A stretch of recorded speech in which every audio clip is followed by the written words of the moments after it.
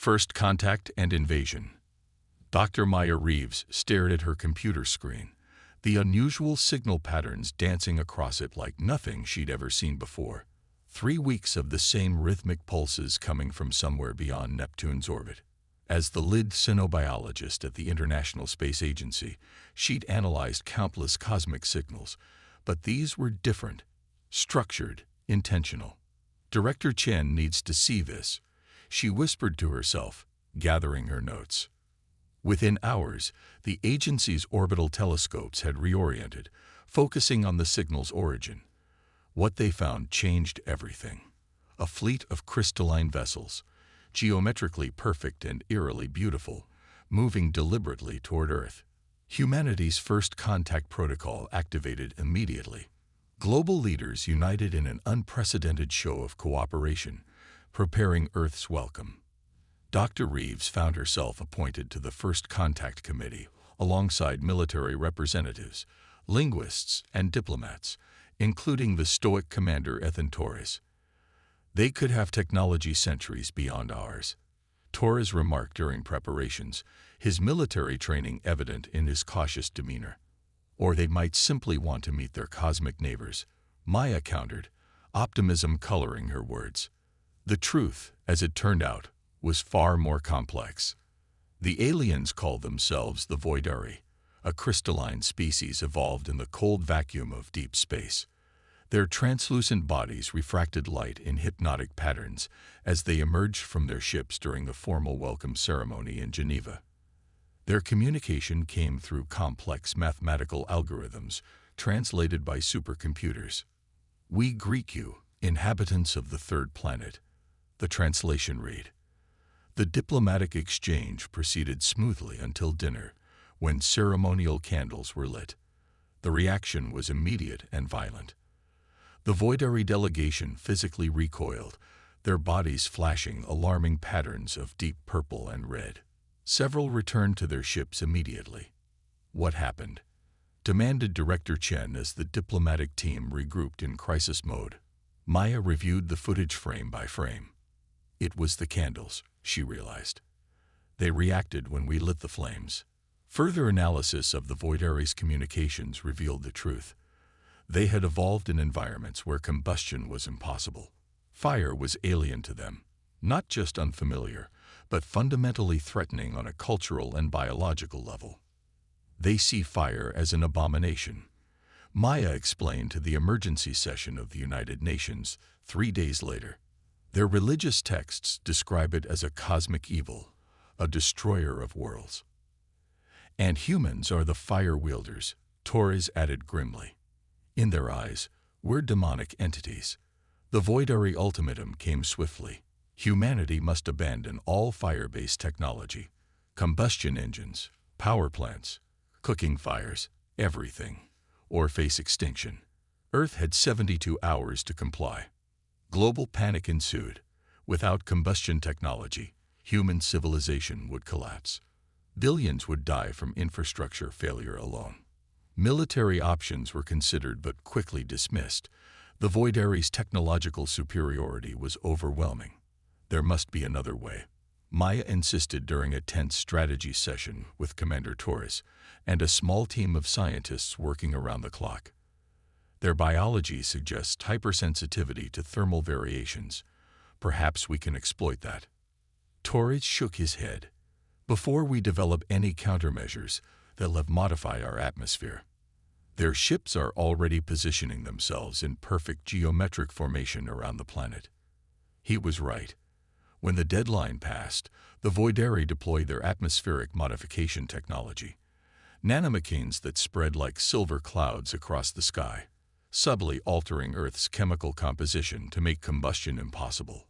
Fires worldwide began to sputter and die. Engines failed.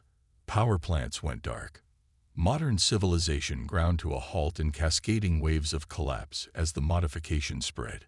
Within days, the global death toll from cold, lack of medical care, and infrastructure failure had reached catastrophic levels. Maya and Torres found themselves among the survivors at a secret research facility beneath the Antarctic ice, one of the few places shielded from the atmospheric changes due to its self-contained environment and experimental power systems.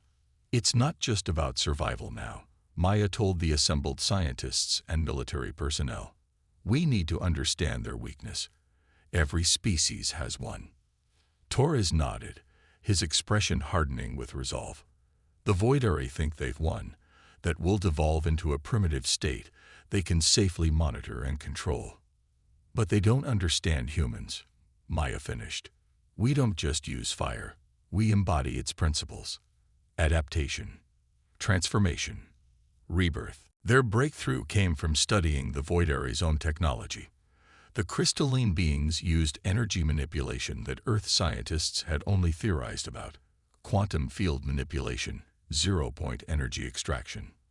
They've never developed thermal weapons because they never needed to, Maya realized, examining the data.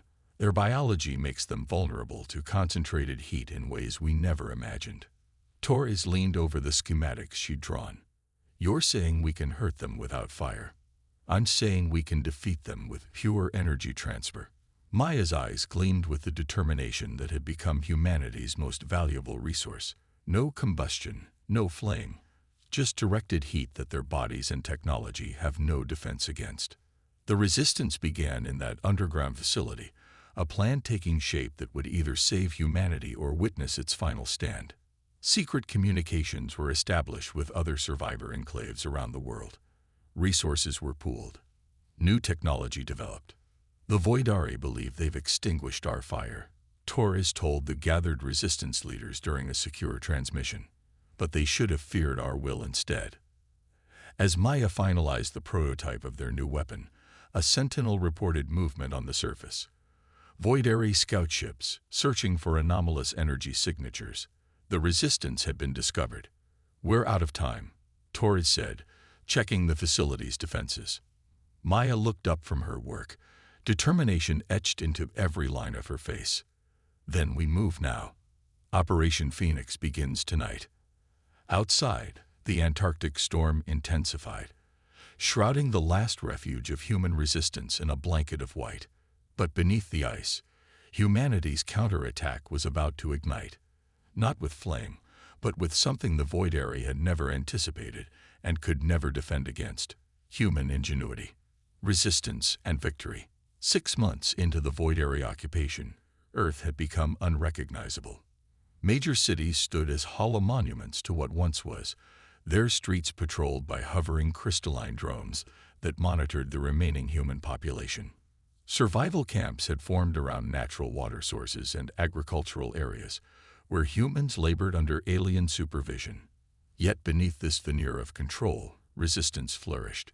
Underground networks spread information through old-fashioned methods: handwritten notes, runners, and modified Voidari communication crystals repurposed by human engineers. In a repurposed mining facility deep beneath the Ural Mountains, Dr. Maya Reeves adjusted the final components of what the resistance called the Sunforge, their answer to the Voidari threat. Power calibration complete, she announced to Commander Torres, who supervised the security team. Around them, a mix of scientists, engineers, and soldiers worked with quiet efficiency. The Southern Hemisphere teams report their prototypes are also operational, Torres replied, studying a hand-drawn map marked with resistance strongholds. We'll be ready for simultaneous deployment within 48 hours. Maya nodded, fatigue evident in her movements, but determination undiminished. The months had changed them all, hardened them, focused them. Any word from our informant? Torres lowered his voice. The transmission came through during the night. Ambassador Velthri confirms the Voidari Council is divided. A minority faction believes the extinction protocol was unjustified. This had been their most unexpected discovery, that not all Voidari supported the invasion. Ambassador Velthri, assigned to oversee human cultural transition, had witnessed humanity's resilience firsthand and begun questioning his species' actions. His covert communications had provided crucial intelligence about Voidari weaknesses and patrol patterns. We'll need that division when we strike, Maya said, examining the Sunforge's gleaming surface. The weapon represented humanity's greatest achievement under duress, a directed energy device that generated intense heat without combustion, converting quantum energy directly into thermal radiation. It operated on principles the Voidari had never explored due to their evolutionary aversion to heat. The test results confirm it, Maya explained to the Resistance Leadership Council that evening. A concentrated burst disrupts their crystalline structure at the molecular level. Their bodies literally shatter when exposed. General Santiago, the Resistance's military head, studied the data. And their ships. Similar principle. Their hull material becomes brittle when subjected to rapid thermal expansion. It's why they avoided star systems with variable radiation. Their technology never needed to account for it. The Council debated the ethical implications of what amounted to a devastating weapon against the Voidari. But with human extinction the alternative, the decision was ultimately unanimous. Operation Phoenix would proceed. The plan was audacious in its simplicity. Resistance cells worldwide would activate Sunforge devices simultaneously, targeting the atmospheric processors the Voidari had deployed to maintain Earth's combustion-suppressing atmosphere. With those disabled, humanity would regain fire, and with it, their technological capabilities. The secondary phase would target Voidari command ships with larger Sunforge arrays, forcing a withdrawal. Ambassador Velthri and his faction would present evidence to the Voidari Council that humans could not be subjugated without genocide, a violation of their own ancient laws. "We strike at dawn," Torres announced after final preparations were complete. That night, Maya couldn't sleep. She found Torres on the observation platform, staring at the stars visible through a narrow shaft to the surface. "When I was a child, I dreamed of meeting aliens," she said, joining him. "I imagined exchanges of knowledge, friendship among different species." Torres nodded. "Instead, we got conquest based on fear." "Fear is the enemy, not the Voidari themselves," Maya replied. "They fear what they don't understand, just as humans often do. Difference is, we adapt to our fears. We master them." Torres looked at her with newfound respect. That's what they never accounted for. As dawn approached, Resistance members took their positions worldwide. The Sunforge arrays powered up, their energy signatures masked by the remnants of human technology the Voidari had deemed harmless. Maya stood at the central control station, keying in the final activation sequence, commencing Operation Phoenix in 3, 2, 1. Across the globe, invisible beams of concentrated thermal energy struck the atmospheric processors. The reaction was immediate and spectacular. The crystalline structures first glowed, then cracked, then collapsed in shimmering cascades of fragmenting material. Voidari response ships scrambled, but found themselves targeted by secondary Sunforge arrays. Their hulls, designed for the cold vacuum of space, began to warp and rupture under the precisely calibrated heat. In orbit, the main Voidari fleet detected the attack and prepared their planetary defense systems. But Ambassador Velthri had provided one final piece of intelligence: the command codes to temporarily disable their weapon systems. When the override transmitted, confusion spread throughout the fleet. For precious minutes, they were vulnerable, exactly as humanity had planned. The largest Sunforge arrays, hidden at strategic points around the globe, activated simultaneously, targeting the flagship of the Voidari commander. The massive vessel's hull began to glow, structural integrity failing as thermal energy penetrated its defenses. "They're retreating," shouted a communications officer, monitoring the Voidari fleet movements. Sure enough, the alien vessels began breaking formation, moving away from Earth in disarray. But the victory came with consequences. The Voidari's atmospheric modification began to reverse, but not instantly. It would take months for Earth to fully recover. And the knowledge that humans possessed weapons capable of destroying Voidari biology ensured this wouldn't be the end of the conflict. 3 weeks later, Maya and Torres stood before the newly reformed United Nations, explaining the terms of the uneasy ceasefire negotiated through Ambassador Velthri. The Voidari Council has acknowledged humanity's right to exist, Maya explained to the assembled world leaders. They've withdrawn to the outer solar system while both sides establish diplomatic protocols. What prevents them from attacking again once they develop countermeasures? Asked the Secretary General. Torres stepped forward. Mutual assured destruction. They now understand that our adaptability makes us dangerous opponents. But more importantly, Ambassador Velthri's faction has gained influence. They advocate for scientific and cultural exchange rather than conflict. The Voidari evolved without fire, Maya added. It shaped their entire civilization differently from ours. Understanding those differences is our path forward, not just to peace, but to new possibilities neither species could achieve alone. In the years that followed, Earth rebuilt. The brief but devastating absence of combustion technology accelerated research into alternative energy sources, quantum field manipulation, zero-point energy extraction.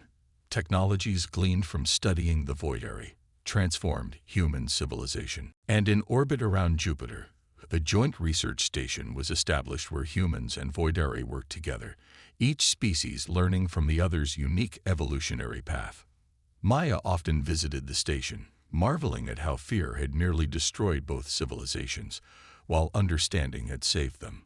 The Voidari had feared humanity's fire, never realizing they should have respected humanity's greater strength, the indomitable will to survive, adapt, and ultimately to understand.